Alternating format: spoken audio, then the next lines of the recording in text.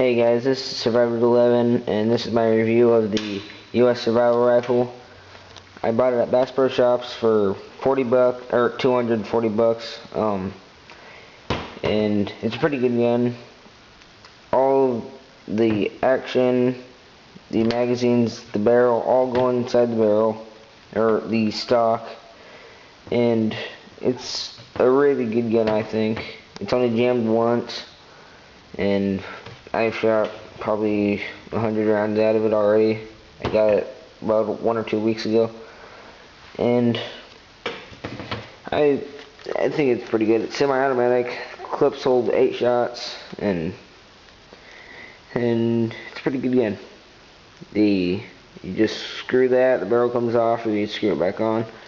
And to take the action off, you unscrew that, and then it comes off. You take the butt cap off, and then everything goes inside the barrel. And everyone says that nothing shoots out of this gun, nothing at all, but I don't think so. I think that these shoot the best out of it, the Remington high velocity rounds, and those are pretty good rounds for me. I think they shoot the best out of the gun. They're just little 22s, and it's a pretty good gun. I don't think it can shoot the longer.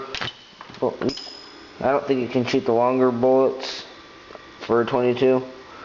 But it's got a scope rail, so you can mount a scope on it.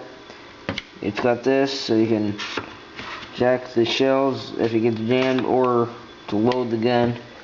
And then up here on the sight, it's plastic, but that doesn't really bother me very much. You can adjust it for windage, so you just push it and it slides. And pretty good little gun. I think I might take it coyote hunting or squirrel hunting, but safety is right there. Push forward, it's on fire. Push it back, it's unsafe. And that's pretty much it. I'll show you how everything goes inside the barrel real quick here in just a second. Gotta take the cap off.